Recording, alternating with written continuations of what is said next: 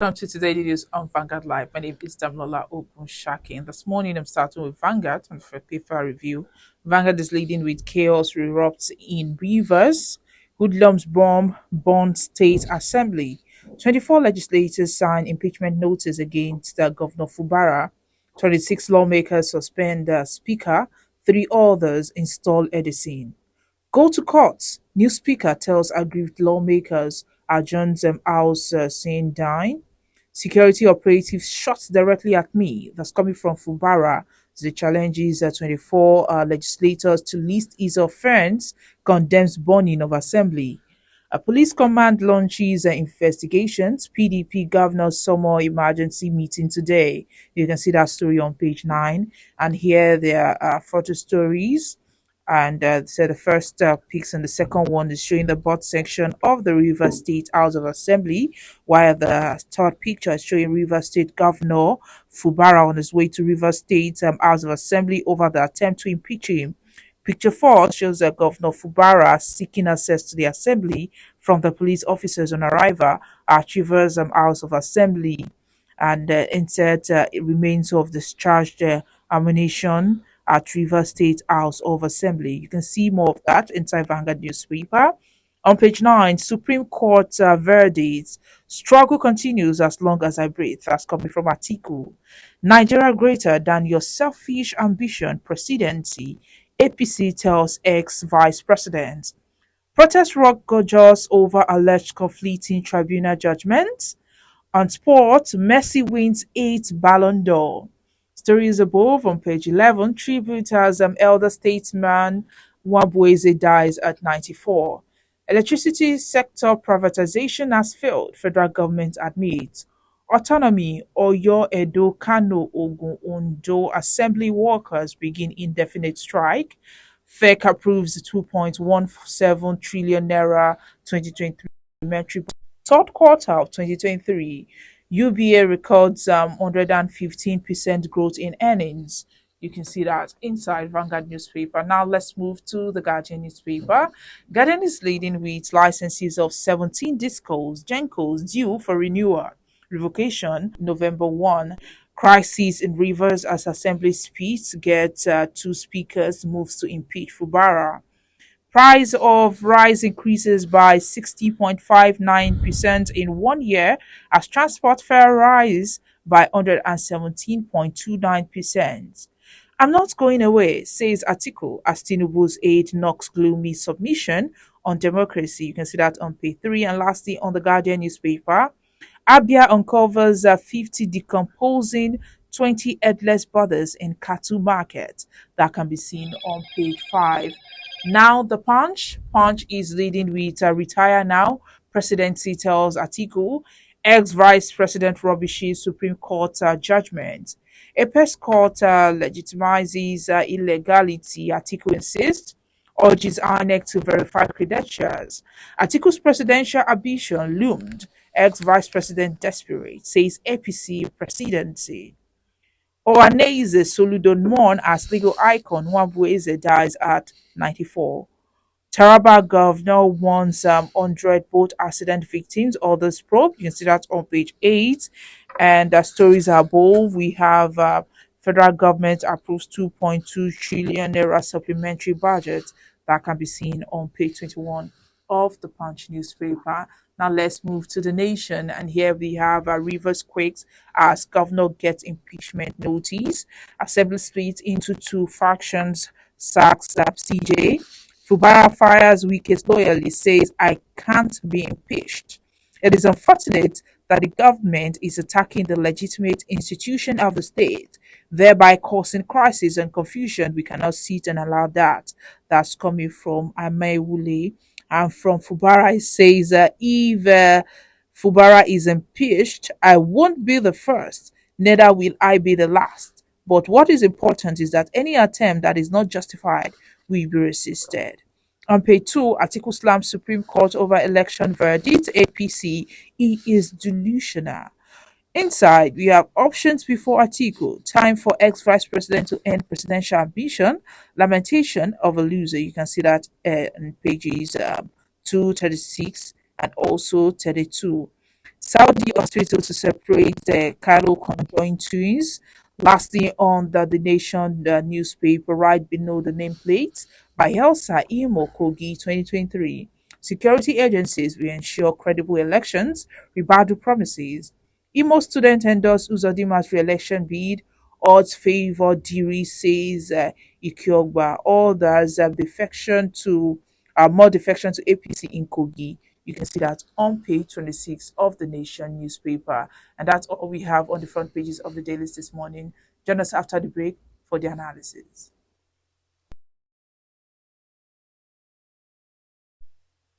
Welcome back. If you're just joining us, this is Today News on Vanguard Live. My name is Damlola Ogunshaki. Joining me to analyze the front pages of the dailies this morning is Mr. Dayo Akintobi. He's the publisher of Elite Pages Today, Lekki Today, and Ikeja GRA Today. Good morning, Mr. Dayo, and welcome back to our studio. Good morning, Damilola. Good morning to all our viewers. It's good. It's fantastic to be back in Nigeria and back in the studio after about 3 months absence. Yes, it is. Now let's move straight to the front pages of the dailies and some of the chaos going on in the country right now. And we're going to be talking about River State. So yesterday morning, some of the lawmakers made moves to impeach Governor Fubara. What's your take on that and the fact that the assembly was burnt? This is that whole godfatherism thing coming into play again. I mean, we saw it most recently between Obaseki and Oshiomhole. We've seen it between Ngige and the Uba brothers. We saw it between even Tinubu and Ambode. It's a thing whereby when an outgoing governor hand selects his successor, especially somebody who had no possibility, no chance, it doesn't have a snowball's chance in hell to have ever gotten to a position of power. And an outgoing governor plucks you from obscurity, says you are my selected, anointed successor, and puts you there. Then once you are now there, that governor wants to continue to exercise control over your actions. At the time they are making that deal, it's very easy to promise and say, oh yes, no problem, I'll kowtow to you, I will defer to your wishes. But once you've tasted power and somebody is now trying to impose his will on you and won't let you breathe, won't let you be free, like in this particular case, Governor Wike is supposed to be busy in Abuja taking care of the FCT, but he's still trying to dictate what is happening in Rivers and trying to micromanage what Governor Fubara is doing. For example, half of the existing cabinet in Rivers State now are Governor Wike's hand-picked people. In fact, there were people who were in office in Governor Wike's cabinet. The Minister, Commissioner for Finance, Commissioner for Transport, Commissioner for Education, Chief of Staff, Chief Security Officer. They all held those same positions in Governor Wike's cabinet. And he has now imposed them on Governor Fubara, right? Likewise, Governor Wike hand-selected all the houses of assembly members. He hand-selected all of them, even down to the caretaker chairman of the council. And so Fubara finds that he can't really operate freely because he's surrounded by sharks. He's surrounded by people who are loyal to Governor Wike and want him to do Governor Wike's bidding. And so, of course, he's finding himself suffocating under that kind of influence. And so he's trying to strike out and become independent and say, yes, okay, so you helped me to get there. But now that I'm there, let me, at least it was still the people that voted him. Even if it was Governor Wike that put him forward, he was still voted by the people. So he's a servant of the people, and his first obligation is to the people, not to Governor Wike. So he's simply saying, allow me to do my work, allow me to serve the people as I know best. That's not to say I won't respect you. That's not to say I won't come to you for advice. But for you to want to dictate every single thing that happens in government house, it's not going to happen. We saw it with Aregbesola and Oyetola as well. So it's not a new phenomenon. If you look at our political history, especially since this democratic dispensation, the place is replete with examples of this kind of thing happening. So it's just simply a fallout of godfatherism in politics. At the end of the day, they say you dine with the devil, you should dine with a very long spoon. Dine with him with a very long spoon. But when these deals are being made, right, out of desperation for power, for whatever, you make a deal that is really untenable at the end of the day because the godfather feels like he has a right. And you're chafing at the collar saying, no, you don't have a right, but you've forgotten about when you struck the deal to begin with, and that without this godfather, you never would have got there to begin with.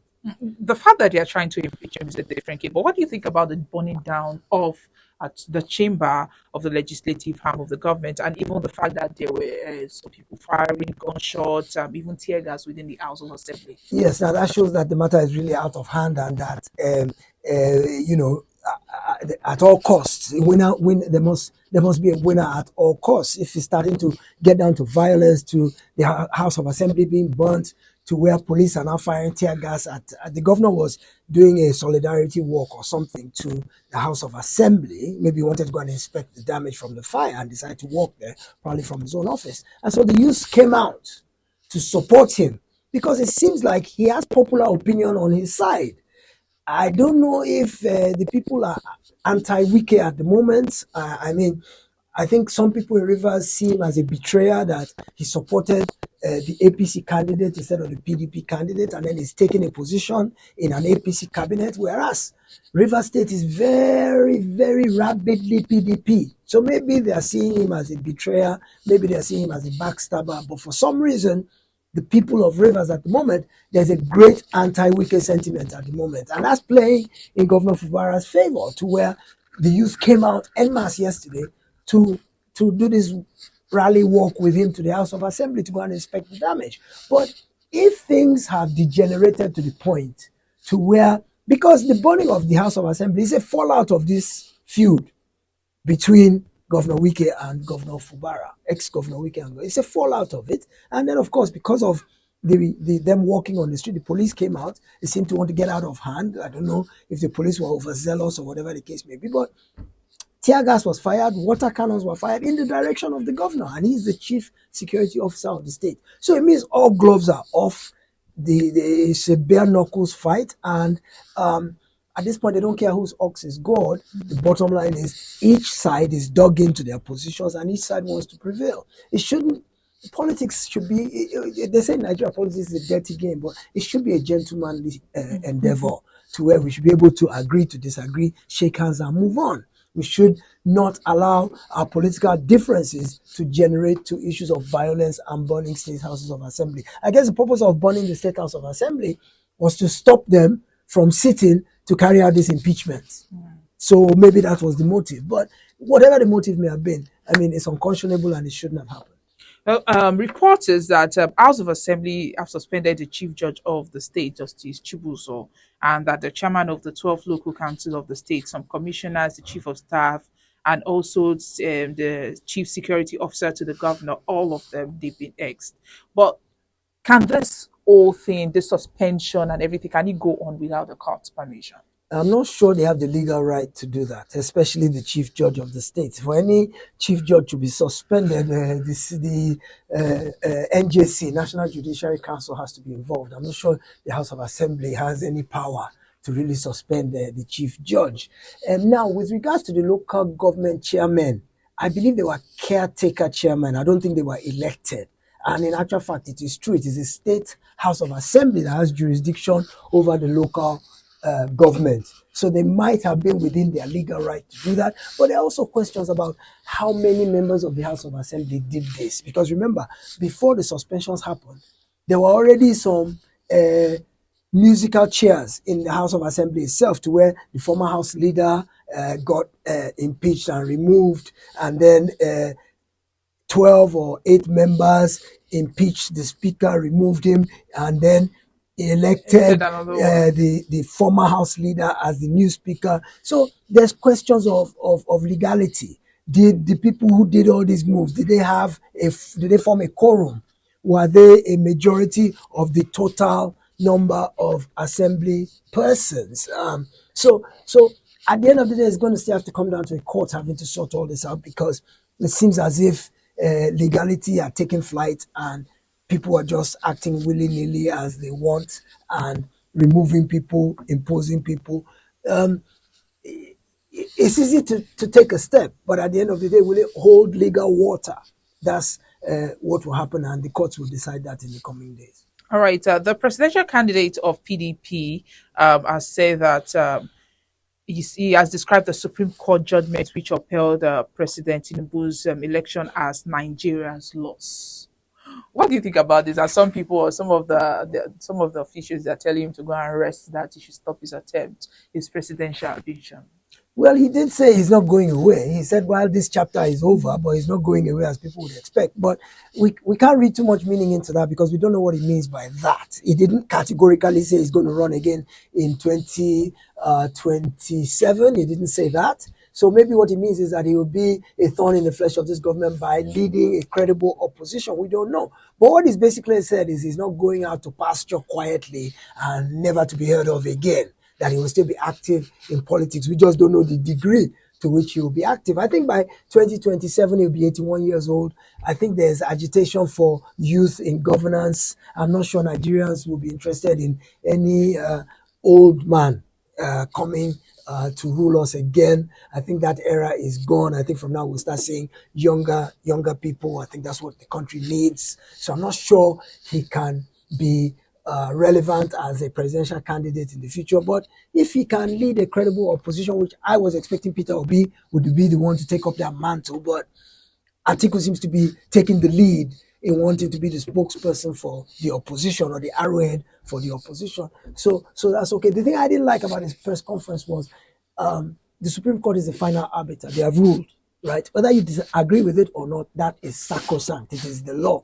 I don't think he should have been casting aspersions on the Supreme Court by saying things that,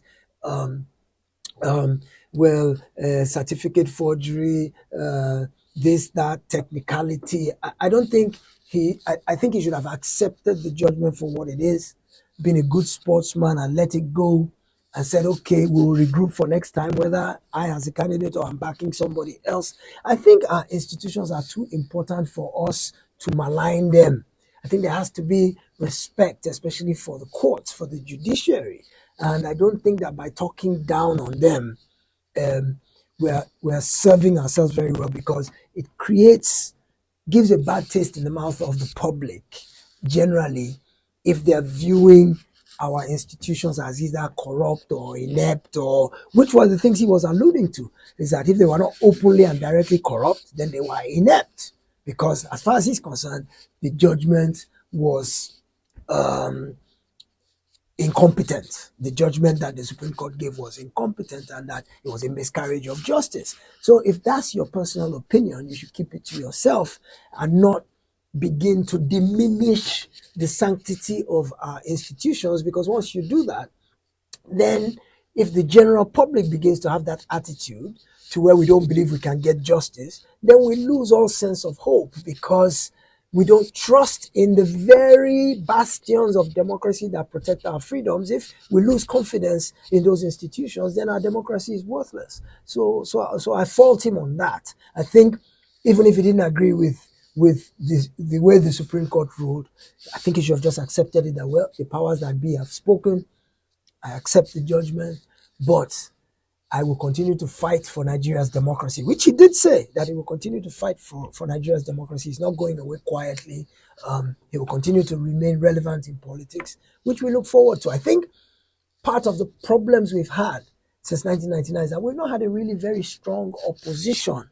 The party in power has generally been able to run riot over everybody, because there's nobody holding them in check or holding them accountable, except maybe the media to some extent. And the media itself hasn't been very effective and has been compromised. But we need a very strong opposition, and we haven't had it. I mean, in the 19 years of PDP, or however many years PDP was there, in 16 years of PDP, there was no real strong opposition that held them to account. And now that APC is there as well, all the other parties are decimated as well, to be able to stand up to them and say, no, you can't do this, or this is wrong, or, we need an alternative voice to hold our leaders in check. And so let's hope that something like that comes out in the aftermath of these elections and the results. Okay, so this 2023 election, the one that happened in February now, there's another one coming up November 11, the Bayelsa, Imo, and Kogi election. Yes. Now, with all of this, most of the states, they all went to court. Some of them went to court after the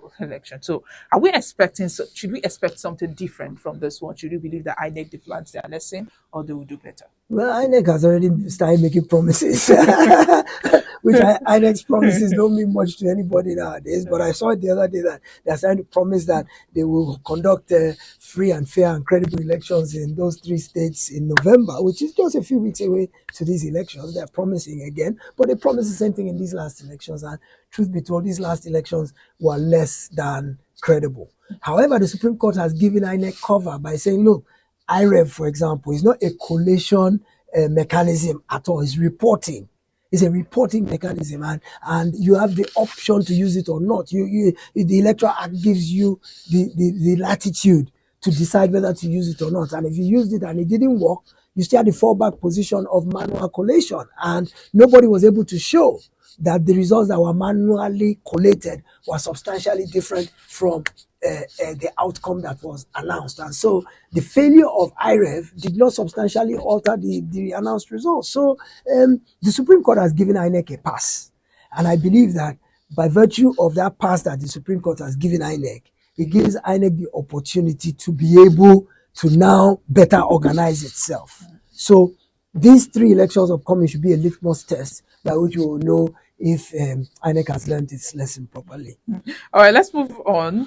Following the expiration of the ultimatum given by PASA, and that's the federal government by the Parliamentary Staff Association of Nigeria for the implementation of financial autonomy in legislative houses in the country, Oyo, Edo, Kano, Ondo, and Ogun State, PASA and staff yesterday, they commenced an indefinite strike and they shut gates leading into the houses of assembly. What do you think about that? Well, the National Assembly, it's been 2 whole years since the National Assembly passes Financial Autonomy Act. And President Buhari assented to it, signed it into law. Now the governors are dragging their feet to implement it. Why? Because the governors make the state assemblies beholden to them by holding the purse strings. The governors like to be in control of the budget and the money of the state houses of assembly because that is how the governors make sure the state houses of assembly toe their line. Remember, the governors can't do much without the assembly assenting to what the governor wants to do. So by controlling their funds, he's able to make sure that they toe the line of what he wants to do. So the governors, all 36 of them, be dragging their feet about implementing this Financial Autonomy Act, which was passed 2 entire years ago. So they wanted to strike a while back.